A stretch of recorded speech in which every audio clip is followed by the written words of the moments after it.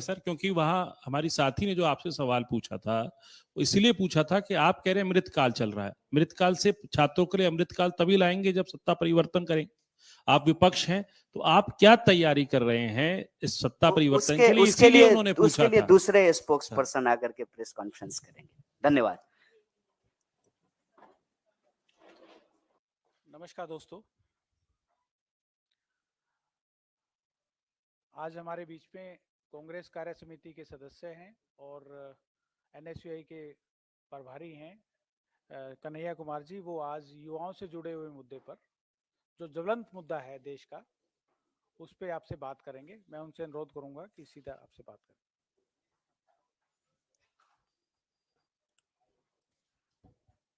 साथियों, सबसे पहले तो आप सब इस प्रेस वार्ता के लिए आए हैं, इसके लिए आपको बहुत बहुत धन्यवाद।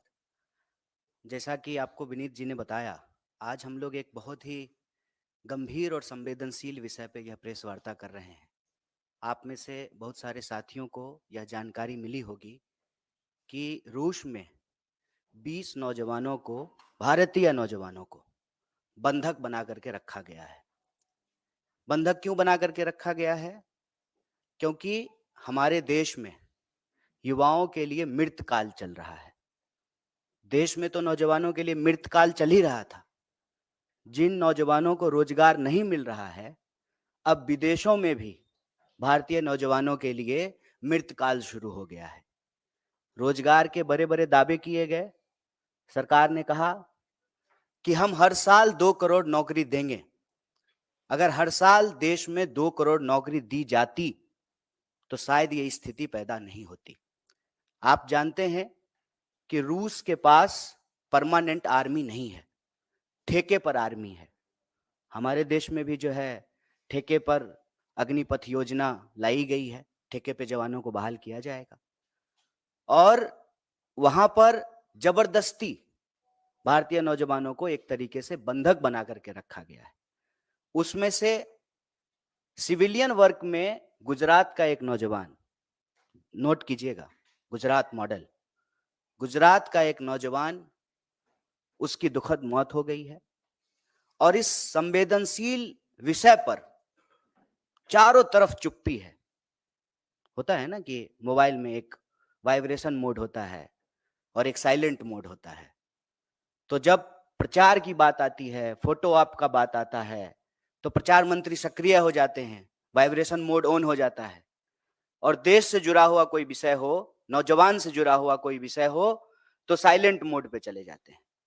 ये कितनी गंभीर विषय है कि देश में अगर देश के नौजवान अपने देश के लिए शहादत दे रहे हैं, जान दे रहे हैं, तो यह बात समझ में आती है कि यह देशभक्ति है, राष्ट्र के लिए जो है आप अपनी जान दे रहे हैं। दूसरे देश की लड़ाई में, दूसरे देश के वार में भारतीय नौजवानों को क्यों जाना पड़ रहा है? इसका एक सीधा संबंध ये है कि हमारे देश में जो नौजवानों के भविष्य के साथ खिलवाड़ किया जा रहा है, जिस तरह से बेरोजगारी का दंश उनको झेलना पड़ रहा है, और आप सब जानते हैं कि पिछले 10 साल में बेरोजगारी दर लगभग दोगुनी हो गई है। 45 साल में देश के इतिहास में इतनी बेरोजगारी कभी नहीं थी। लाखों पद केंद्रीय विभागों में खाली हैं और सरकारी जो क्षेत्र हैं, राज्य सरकार के अधीन जो आते हैं, उसकी तो हालत आप सब देख ही रहे हैं कि क्या हो रहा है। जब हमारी भारत जोड़ो न्याय यात्रा उत्तर प्रदेश से गुजर रही थी, तो इलाहाबाद विश्वविद्यालय का एक नौजवान आया और कहा, भैया जितना इस देश में लव लेटर लीक नहीं होता है, उससे ज्यादा उत्तर प्रदेश में क्वेश्चन पेपर लीक हो जाता है। मतलब नौजवानों की स्थिति यह है कि एक तरफ या तो भर्ती नहीं की जाती है, भर्ती की प्रक्रिया शुरू होती है तो प्रश्न पत्र लीक हो जाता है और पूरी की पूरी प्रक्रिया जो है वो न्यायालय के अधीन चली जाती है। और आप भर्ती की प्रक्रिया और उसमें होने वाले प्रश्न पत्र की तो अलग बात है। अभी आज आप लोगों ने देखा होगा कि उत्तर प्रदेश में बोर्ड के पेपर भी लीक हो गए हैं। ये जो देश के नौजवानों के साथ इतना बड़ा अत्याचार हो रहा है, और मैं आप सब लोगों से एक आंकड़ा साझा करना चाहता हूं। अभी से कुछ महीने पहले ही 1 घंटे से कम समय में 1 नौजवान आत्महत्या कर रहे थे देश में।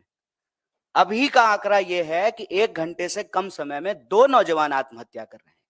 मतलब देश में रोजगार नहीं मिलेगा तो देश में आत्महत्या करने की स्थिति है, और रोजगार पाने के उद्देश्य से वॉर जोन में जाकर के, युद्ध क्षेत्र में, दूसरे देश की सेना में जबरदस्ती जो है बंधक बना करके नौकरी करवाने की स्थिति पैदा की गई है। और आप सब लोगों ने ये न्यूज भी शायद देखा होगा, अखबार के किसी कोने में आखिरी पृष्ठ पे होगा कि एक न्यूज और चली थी कि इजराइल में लेबर नहीं मिल रहा है इजराइल को, इसीलिए बहुत सारे माफिया देश में सक्रिय हो गए हैं अलग अलग राज्यों में।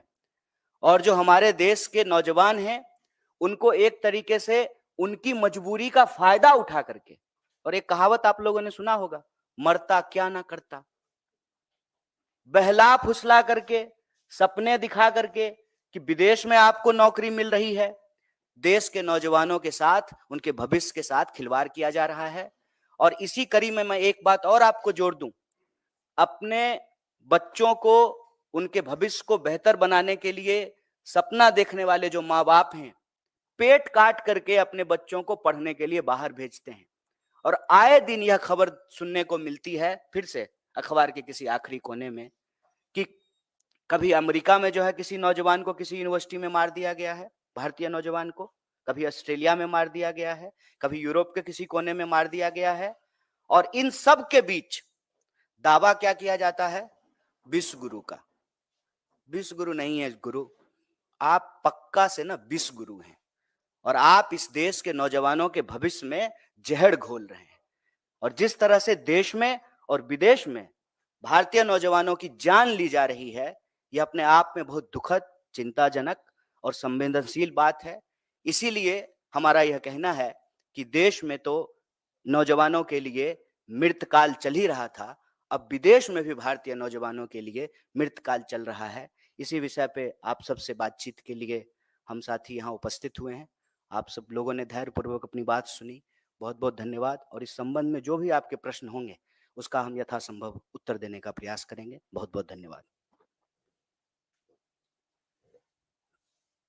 आपसे अनुरोध है कि इसी इशू पे जो भी प्रश्न है पूछिए, बहुत ज्वलंत मुद्दा है आपके प्रश्न का। उसमें जो आप बता रहे हैं 30 भारतीय नौजवानों को बंधक बनाया हुआ, क्या ये भी कॉन्ट्रैक्ट आर्मी में ही है वहां पर जहां पर बंधक बनाए हुए हैं? इसके थोड़ा विस्तार से बताइए। देखिए, इसको हम लोग, इसके दो पहलू हैं।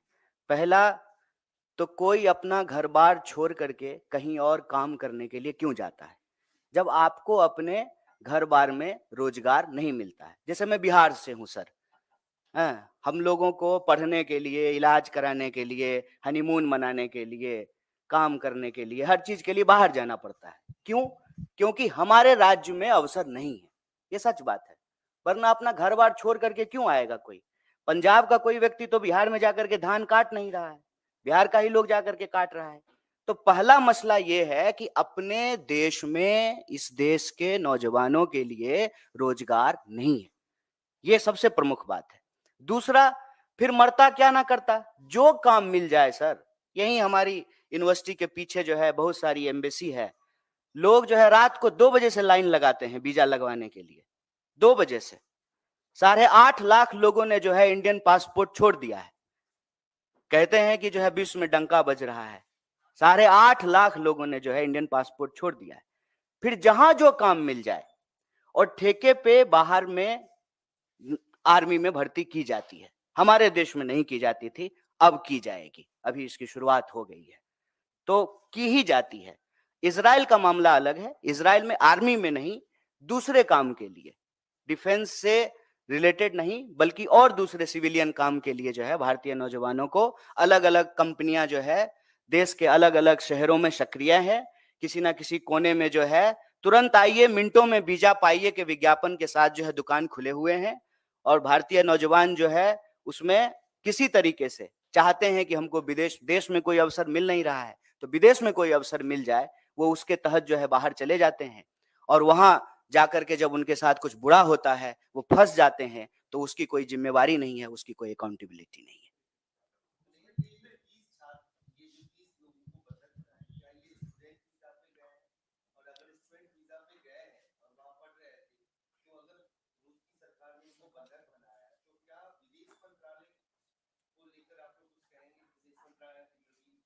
देखिए, अब इस बात का जवाब एक्चुअली हमारे सीनियर जयशंकर जी देते, वो विदेश मंत्री वो हैं, कि किस वीजा पे ये लोग गए हैं, सरकार का इस पे क्या स्टेटमेंट है।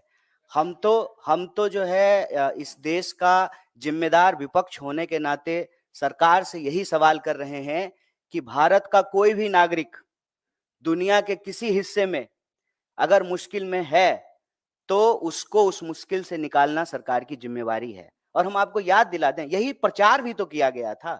मुझे याद है, आप लोगों को भी याद होगा, उत्तराखंड में त्रासदी हुई थी और जो है मोदी जी के लिए बड़ा-बड़ा प्रचार हुआ था। हर अखबार के पृष्ठ पे छपा था कि खुद से हेलीकॉप्टर चला करके गए हैं। नहीं, खुद से नहीं गए थे, मतलब हेलीकॉप्टर लेके गए हैं और गुजरातियों को निकाल करके ला रहे हैं। दुनिया के किसी कोने में कोई गुजराती को कुछ हो जाए तो मोदी जी पर्सनली जो है उसकी मदद करते हैं।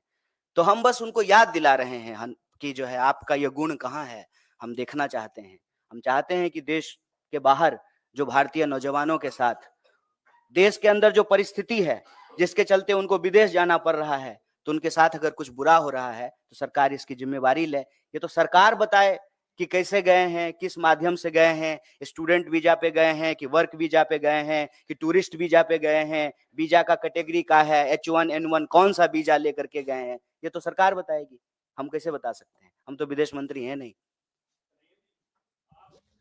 बेरोजगारी का आलम ये है कि अब तक की सबसे उच्चतम स्तर पे है। सरकार की तरफ से कल आंकड़ा भी ये सामने आया कि जीडीपी ग्रोथ जो है वो 8.4% हो गई है। क्या कहेंगे आप? 750 लोग जो है वो धन्ना सेठ हो गए हैं, अरबों खरबों में उनकी कमाई हो गई है, और किसान ने आत्महत्या कर लिया है 12,500। इसको कैसे देखते हैं? जीडीपी ग्रोथ हो रहा है, अच्छी बात है, विकास दर बढ़ रहा है, बहुत अच्छी बात है, लेकिन अगर बेरोजगारी दर बढ़ रहा है तो चिंता की बात है, महंगाई बढ़ रही है तो चिंता की बात है, नौजवानों की आत्महत्या दर बढ़ रही है तो चिंता की बात है, महिलाओं के ऊपर होने वाले अपराध अगर बढ़ रहे हैं तो चिंता की बात है, मजदूरों को अगर मजदूरी नहीं मिल रही है, ये अपना ही पैसा, आपका अपना पैसा, आपकी कमाई का एक हिस्सा काट करके सरकार के खाते में आपने जमा किया है, और जब बेटी का शादी है, मकान बनाना है, बच्चा को पढ़ाना है, कहीं एडमिशन लेना है, तो पीएफ का पैसा निकालने के लिए जा रहे हैं तो पैसा नहीं निकल रहा है। तो हम कह रहे हैं कि जो अच्छी चीज है वो अच्छी चीज है, जीडीपी बढ़ गया, बहुत बढ़िया बात है। मत हम बार बार यही सवाल पूछते हैं ना कि 5 ट्रिलियन की इकोनॉमी हो गई, शानदार, सुंदर, लेकिन 5 ट्रिलियन की इकोनॉमी हो गई, तो ये 80 करोड़ लोग कौन है जो 5 किलो अनाज लेने के लिए खड़े हैं? तो धन कहां जा रहा है, किसके पास जा रहा है? आंकड़ा उठा करके देखिए, जीडीपी तो बढ़ रहा है, लेकिन हमारा जनरेशन जो है इतिहास में सबसे गरीब जनरेशन है। कोई एसेट्स नहीं खरीद पा रहा है, अगर कोई एसेट खरीद रहा है तो ईएमआई पे खरीद रहा है। तो ये जीडीपी ग्रोथ किसका है, वो देखने की बात है ना। और इसमें कोई अंतर विरोधी बात तो है नहीं, ये तो और अच्छी बात है। तब तो सरकार अब ये बहाना नहीं लगाएगी कि हमारे पास पैसा नहीं है। तब तो हम कह सकते हैं ना कि जीडीपी ग्रोथ अगर 7.5% हो गया है, तो फिर वो जो मांग है इस देश के विद्यार्थियों का कि शिक्षा पर जो खर्चा हो बजट का 10वां हिस्सा हो, तो 10वां हिस्सा बजट का आप एजुकेशन पे खर्च करने लगिए। लेकिन आपको मालूम है कि इस बार के बजट में जो है एजुकेशन के ऊपर कटौती की गई है। तो पैसा अगर पैदा हो रहा है इकोनॉमी में, तो जा किसके पास रहा है? कि बेरोजगारी क्यों बढ़ रही है, किसानों की आमदनी क्यों नहीं दुगनी हो रही है, एमएसपी क्यों नहीं मिल रहा है? और आप सब पत्रकार साथी, एक बात याद दिला दूं, लाडली का कितना प्रचार किए थे लाडला ने, लाडली कहां है? लाडली में पैसा मिलना बंद हो गया है।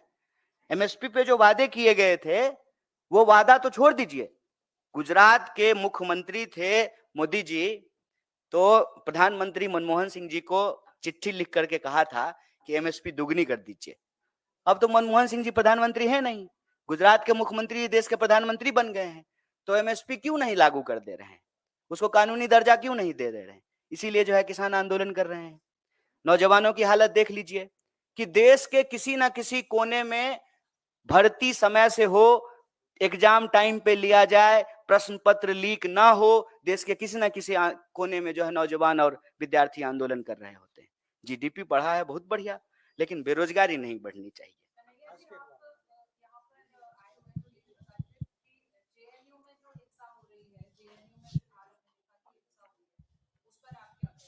तो हिंसा कहीं भी हो, बीएचयू में हो कि जेएनयू में हो कि एएमयू में हो, हिंसा अच्छी बात नहीं है। किसी को भी हिंसा नहीं करनी चाहिए। देश में कानून व्यवस्था है। जय शाह के पिताजी जो है गृह मंत्री हैं, तो लॉ एंड ऑर्डर है। ये तो कहीं भी हिंसा क्यों हो? हिंसा होने की जरूरत क्या है?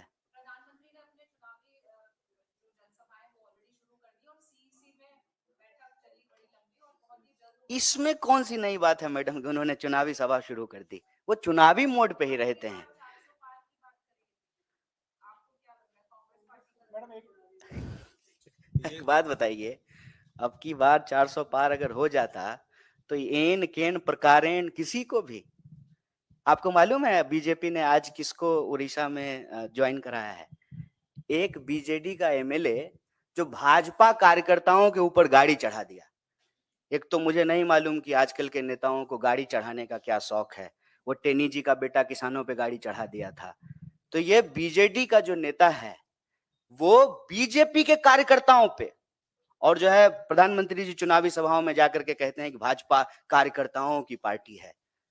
उनके कार्यकर्ता के ऊपर जो गाड़ी चढ़ा दिया उसको ज्वाइन करा लिया है। क्यों?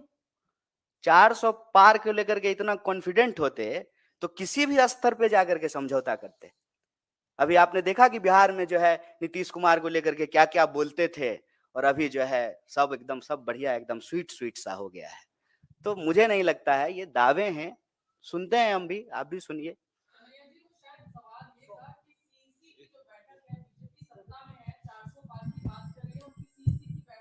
पहली लिस्ट की तैयारी है, आप लोग विपक्ष में हैं, आपकी सीईसी कब होगी इसको लेके कोई क्लैरिटी नहीं है।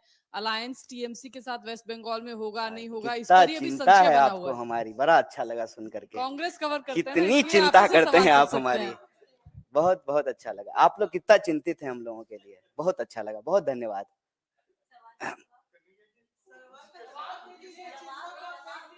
हम ये प्रेस कॉन्फ्रेंस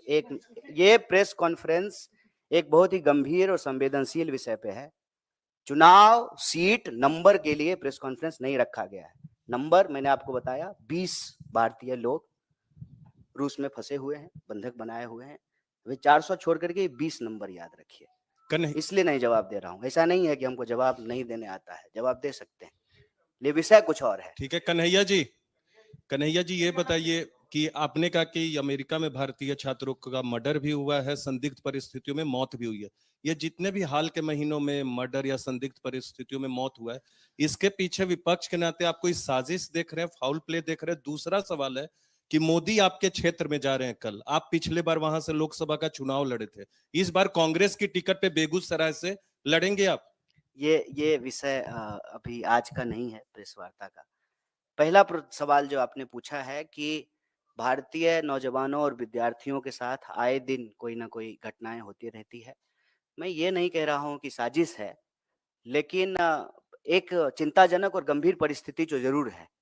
मान लीजिए कि मैं बार बार कहता हूं कि देश के भीतर की समस्या को बाहर जो घटनाएं घट रही है उसके कॉन्टेक्स्ट में देखने पे चीजें आसानी से समझ में आती है।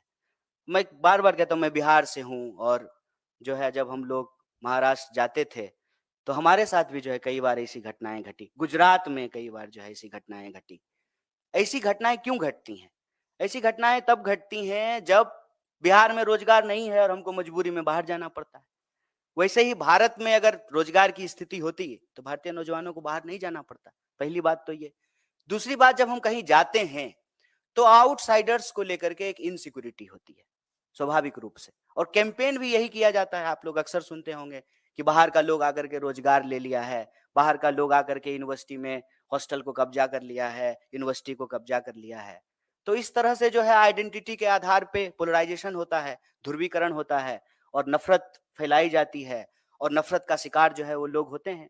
मैं ये नहीं कह रहा हूं कि भारत की सरकार की साजिश है, लेकिन ये परिस्थिति है। इस परिस्थिति में भारत की सरकार को एक्ट करना चाहिए, हम ये मांग कर रहे हैं।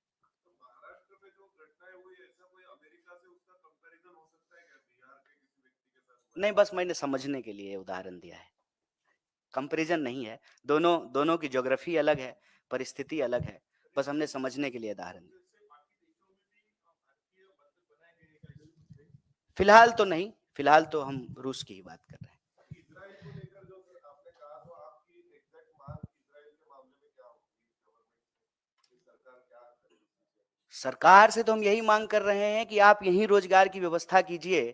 भारतीय नौजवानों को किसी भी परिस्थिति में वॉर जोन में जाकर के काम करना पड़े, जहां मिसाइल चल रही है, गोलियां चल रही हैं, लोग मारे जा रहे हैं, चाहे इस तरफ से मारे जाएं या उस तरफ से मारे जाएं, हम ये नहीं कह रहे हैं, लेकिन उसमें हमारे लोग जाकर के क्यों अपनी जान गंवाएं? उनको यही रोजगार दिलाइए। और बस उनको हम वादा याद दिला रहे हैं कि आपने तो कहा था कि 2 करोड़ नौकरी देंगे हर साल, तो 10 साल अब पूरा होने को हैं। इस हिसाब से जो है आप 20 करोड़ नौकरी पैदा करते, 20 करोड़ आप नौकरी पैदा कर देते तो क्यों बाहर जाता कोई? किसी को अच्छा लगता है कि गोलियां चल रही हो और वहां पे जो है हम गार्डन साफ कर रहे हैं या सड़क साफ कर रहे हैं? ये अच्छा तो लगता नहीं है। तो हम सरकार से ये मांग कर रहे हैं कि देश के नौजवानों के भविष्य के साथ खेलना बंद कीजिए और युवाओं के लिए जो ये मृत काल चल रहा है, उस मृत काल को बंद करके ही सही मायनों में अमृत काल शुरू किया जा सकता है। ठीक, धन्यवाद। अब मुझे फिर कभी इसी इशू पे अगर कुछ है तो नहीं तो इसी इशू पे है सर, क्योंकि वहां हमारी साथी ने जो आपसे सवाल पूछा था वो इसलिए पूछा था कि आप कह रहे हैं मृतकाल चल रहा है। मृतकाल से छात्रों के लिए अमृतकाल तभी लाएंगे जब सत्ता परिवर्तन करें। आप विपक्ष हैं तो आप क्या तैयारी कर रहे हैं इस सत्ता परिवर्तन के लिए? इसीलिए उन्होंने पूछा था। दूसरे स्पोक्स पर्सन आकर के प्रेस कॉन्फ्रेंस करेंगे। धन्यवाद।